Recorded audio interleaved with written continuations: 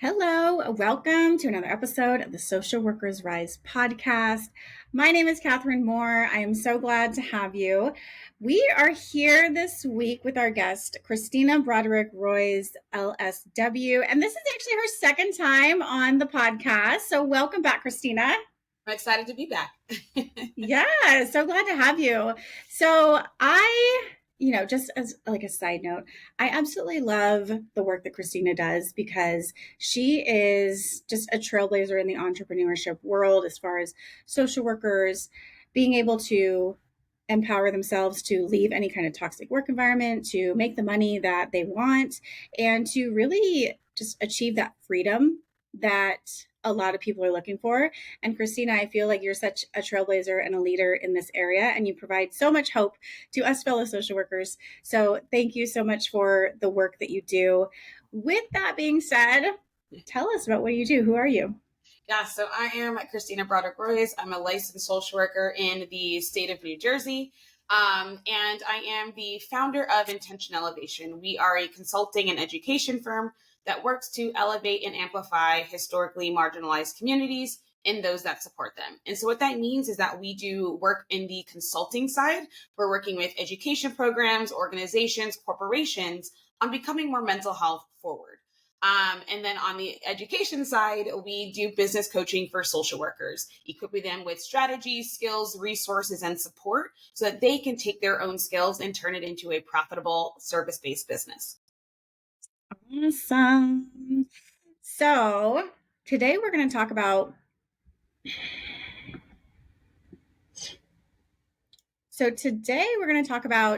how to be an entrepreneur outside of the traditional private practice, right? Yes. So when we think about entrepreneurship as social workers, our main thought goes to private practice, Yep. right? But there's so much more outside of that. And we're going to touch on just 3 of these areas. And specifically because you have an upcoming Social Work Entrepreneurship Summit that is going to really talk about all of these different areas and how to get started in that, which is the number one question people have is how to get started. And with that, I'm just curious to hear from you, like, what are the 3 different areas that we could even consider going into with the skills that we already have right now outside of private practice? And I'm so glad that we are having this conversation. I went to a conference this past weekend, and it's just, you keep hearing it. Private practice, private practice, private practice, private practice. And nothing against private practice. But then you also hear the next piece is, I'm burnt out from private practice. I'm so burnt out from it. I have to see so many clients. The summer hits. No one's coming to sessions. Like, people are having such a hard time. And I was able to get into some really, really impactful conversations, what I'm going to talk about in a second, as to how they can take their same skill sets, serve the same communities, but just in a different way, to still be able to increase the impact as well as their income. And so those 3, right, that I like to say, this is not an exhaustive list.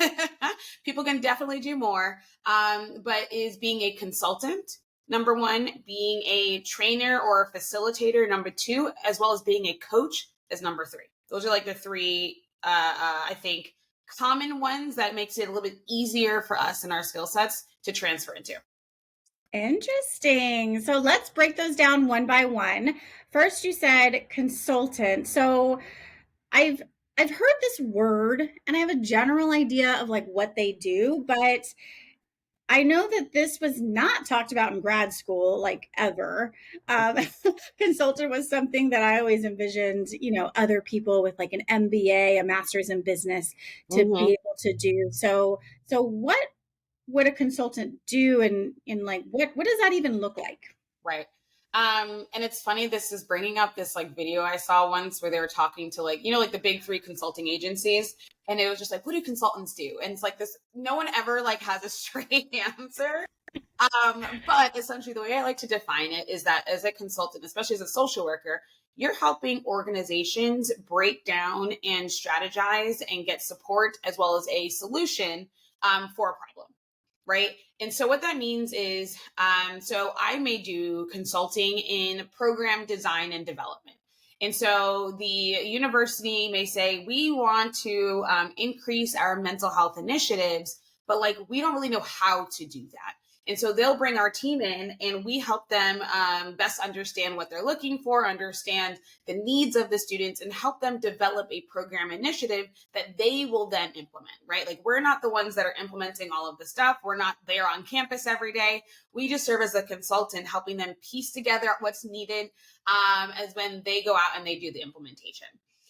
And so as social workers, right, that could be an area that we do consulting in, program design and development. A lot of us have been able to do that within our social work roles, right? We create programs within our agencies, right? And different initiatives, but not all places have people on staff to do that, or have people on staff that can do that in a specific skilled way. And so places that I work in, they know that they want to do some mental health programming, but they don't have the mental health staff.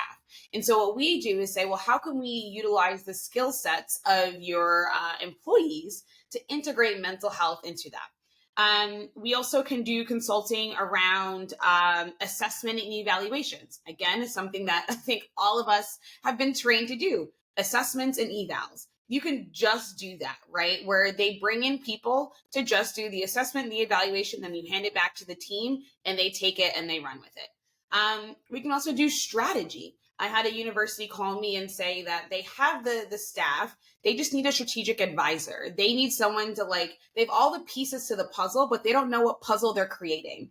And so they need someone to help them figure out, well, what should be the overall goal here? How do we measure success, right? And from a proactive lens, they want to help. They have about 9,000 students in just their department. And so what does success look like for these 9,000 students to proactively take care of their mental health? And so that is a way that as a consultant, you can come in and you can provide your services and your skills that you already possess for organizations that are looking for someone to bridge that gap. Yes, I love that. And I knew another social worker back in the day when I was in medical social work that she was a consultant for skilled nursing facilities.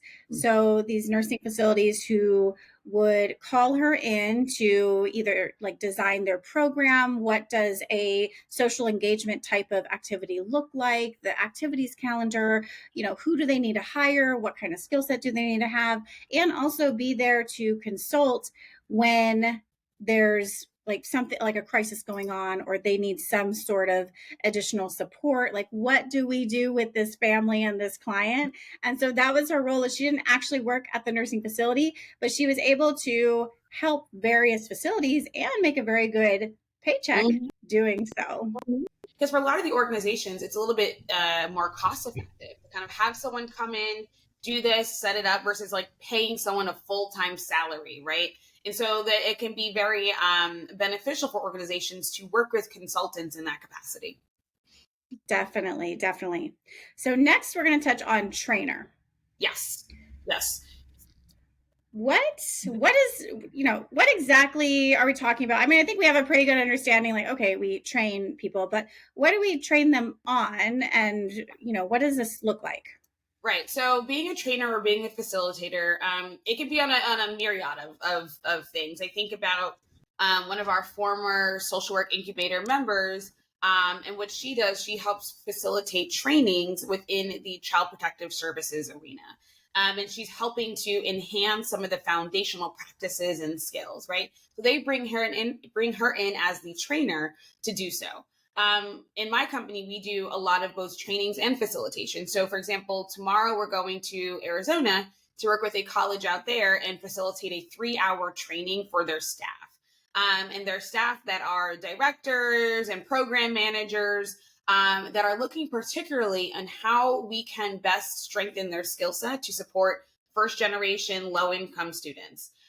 And so we're going in with the 3 hours, right? You're bringing the chart paper and the markers, but helping them really think differently, get some better strategy and a roadmap that they can then go out and for the rest of the school year feel more equipped. And then even the facilitation, you can facilitate workshops. You can facilitate different speaking engagements. And that's actually a big driver of a lot of our business, is we do a lot of presentations, a lot of workshops for students, for parents, for organizations around the foundational topics of mental health, talking about stress management, talking about mindfulness, talking about support and destigmatizing therapy, right?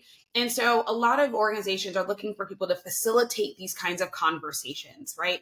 They know that they're not skilled, but they need someone to facilitate the conversation with their demographic, their audience, their community.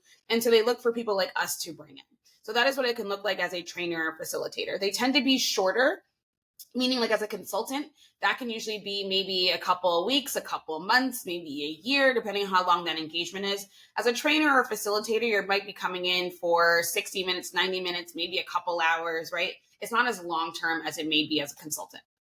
Okay. And what kind of financial return are we looking at here? And I know that there's a massive range, right? But for yourself or for the people in your coaching program, what has been the range like for consultant and then also for trainer? So for consultant, right, I can give some of my current ones. I think that's easier off the top of my mind. Right now, we're starting 2 consulting contracts, and they are both over $10,000.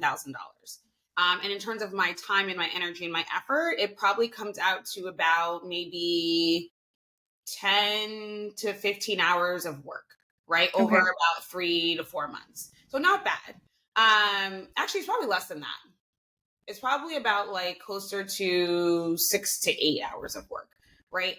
It's not really that the hours is what makes it the type of contract it is. It's more so the expertise and the skill set that we're bringing and the innovation, right? And then for our facilitations and our trainings, a lot of that can depend on the where it is. So again, I could use recency tomorrow. That one that we're going to in Arizona, that one is about almost 9,000 to go there for the day for the 3 hours, right? But of course, travel, flight, hotel, all of that stuff is included, as well as another one we're doing in Virginia in a couple weeks. That one's about 10. And so it can vary, but I also have some smaller ones, right? I can have a local place here in New Jersey that wants us to come out. We did a university one a couple weeks back, and for the hour that they had us come in, that was about $3,000. So it can vary depending on your market, depending on where you're located, depending on how you're offering that service. That's why when people are like, how much should I charge? It definitely depends on like your expenses and things like that. I have facilitators that go out. And so that is built into the cost as well, is that I have to pay the facilitators to go out and facilitate. So that's also some things that we have to consider too when it comes to what it looks like for pricing and how much we charge. Definitely. Yeah. And I've seen some people where they have a specialty, right? Which we do, mental health. And they're charging anywhere from, like you said, like 2,500 up to, I mean, I've heard 100,000, Yeah. right? For like speaking and consulting and offering courses or curriculum. So there Yeah. is such a massive range. Like the options are endless. Yeah, we have an online course that we sell. We've had almost 3,000 students go through our online course. And we've gone up to about 15,000 a place will pay, an organization will pay for that. I have a colleague, he has a couple of books, and he's a mental health speaker. He's not a social worker, he's not licensed, anything like that, but he just has a really powerful story. He's an advocate, has written his books, but he went to a school, an organization, an association, and I think they paid him like 25 grand. So it can really like stretch, right? I think, and that's why I love when we can work for ourselves, all right? Because it's like we can really be able to set like the standard. I think we have to collectively as social workers let people know like we're not settling for less, and people know that everyone says social workers are underpaid, and we keep telling society that, so they expect us to deal with less, and we have to be the ones that are like, no. We are not, because of people who do not have half of our skill set, half of our training, 0 licenses can also demand some type of revenue in this market. So can we, right? So that's a part of why I get really passionate about this work. Yes, yes. And that is so powerful, Christina. And the interesting thing that you mentioned here that I wanted to bring our listeners' attention to is you're not charging per hour. You're Yes. charging for the skill set, the Mm-hmm. expertise, the education, sometimes your story, the experience that you're bringing. So, a lot of us are low income and come from that like hourly wage type of mentality, when this is an entire mindset shift away from that hourly wage, right? Even therapists, they're like, oh, per hour, how can I charge per hour? Because you are experienced, you have the expertise. If you can provide solutions in 1 hour that's going to take people 10 years to figure out on their own, Mm-hmm. it's worth it. It is worth however much you need to charge for that. Yes. And we can still, I think the hard part is for folks is we want to serve certain communities, right? Communities that we care about, communities that may not have the financial resources to afford us. But one big thing that I always say is then we go to the people that have the best purchasing power that can support us, right? As I said, I work primarily with first generation low income communities, right? They don't pay me directly. The organizations pay us. Most of them have budgets that they need to drill down and spend anyways. They're looking for people to bring in and money to spend. We just have to make sure that they know about us, right? So, yeah. Definitely, definitely. I love it. I love it. And last up is a coach. Yeah. So there seems to be this tension between therapists and coach, mostly between the therapists, Yeah. because they're kind of like, okay, I have all this experience, all these expertise, all these degrees, all these licenses, and then here comes a coach trying to like charge triple, quadruple the price of my hourly rate or the rate that I get through insurance. But I see it as the others, like from another perspective of, if we're able to bring our expertise to the national population, Mhm. why would we not? I guess, what does a coach do, and how is that different than a therapist? I think it's muddy because like the coaching industry can be, it's so vast, right? You can be the regular like a fitness coach, right, or a financial coach, but then there's also all of these like anxiety coaches and like trauma coaches. And I think I agree, like it definitely blurs the line.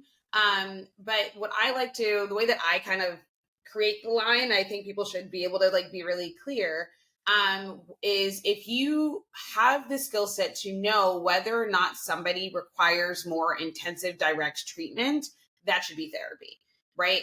And you should be able to sit in your professional seat and be able to communicate that and know the difference, right?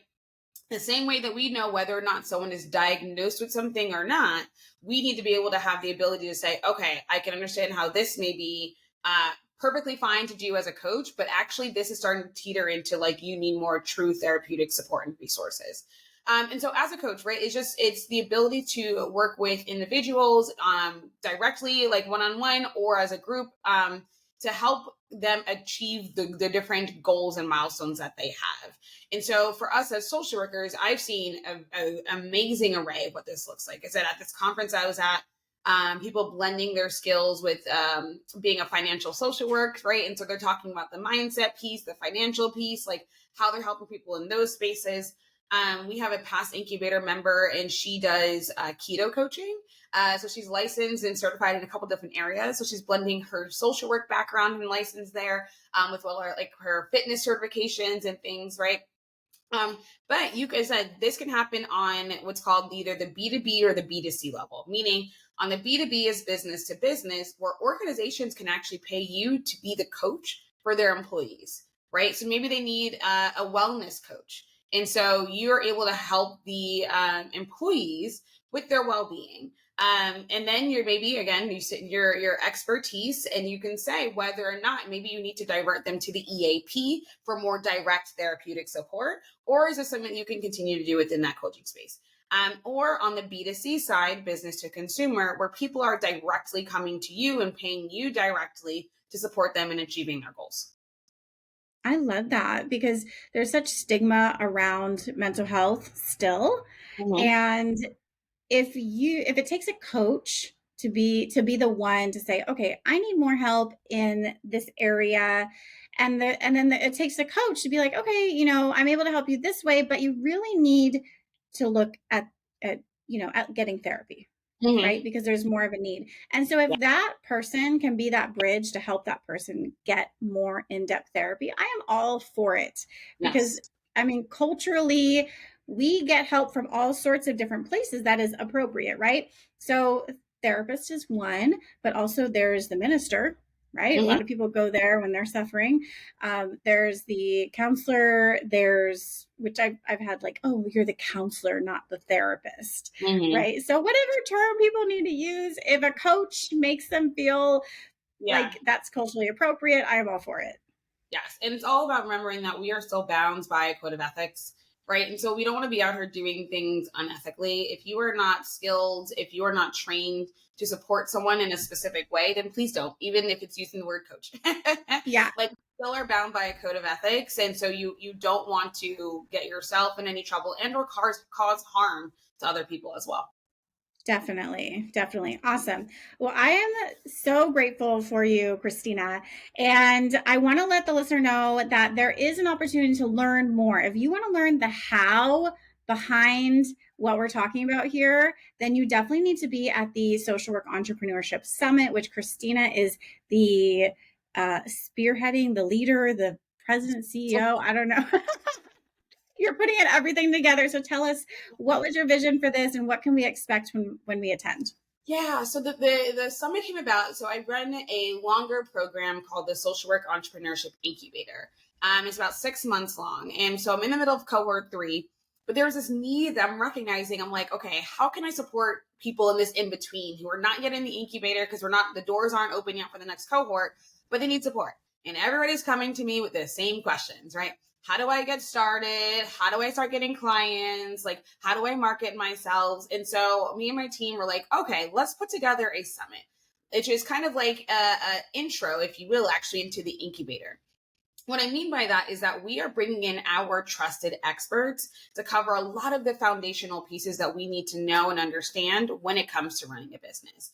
And so while I always like to sit in my strategy seat and I will be leading sessions on helping folks understand how they can amplify their skills, their social work skills into a business, because sometimes people don't understand like all those pieces, right? So that's my job, is I can help you take those pieces as a social worker and say, cool, this is how we can turn this into a business.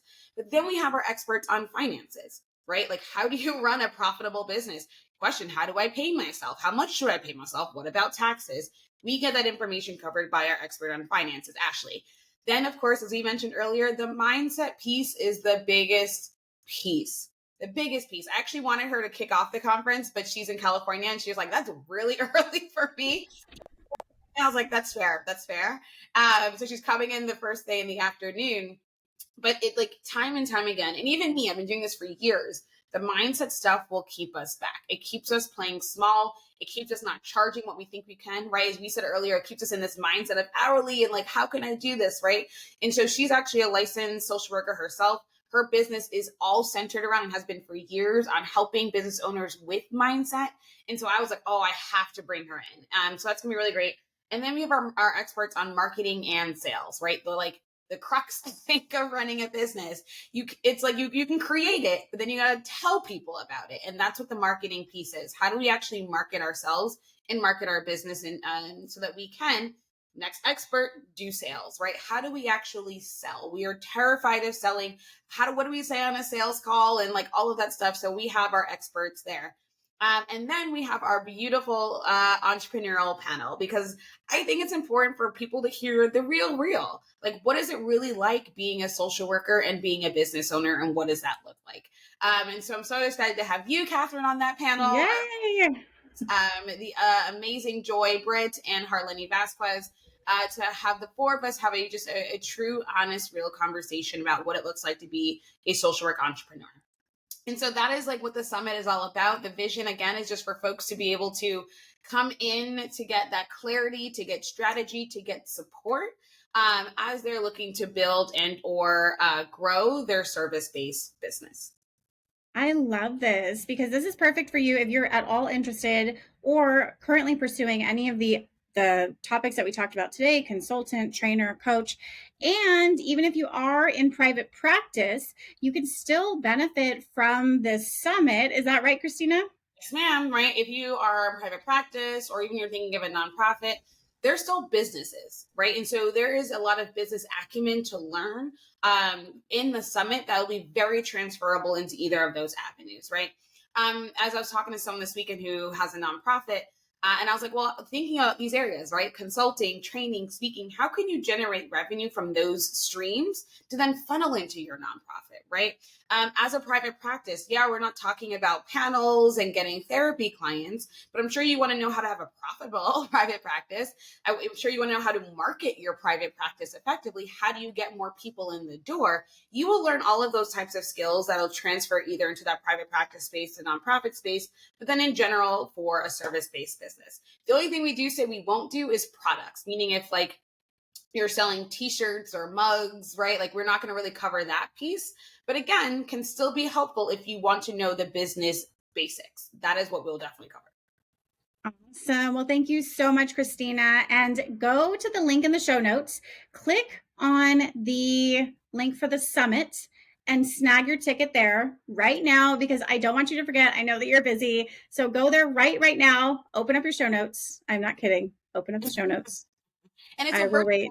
It is virtual. You can tune in from Yes. anywhere. You do not have to be here physically. It's virtual September 23rd and September 24th. Yes. And if you need the replay, snag the VIP option, because it is definitely worth it to get all of the knowledge, get it in 2 times, 3 times, 4 times if you have to. So thank you so much, Christina. So it was a pleasure.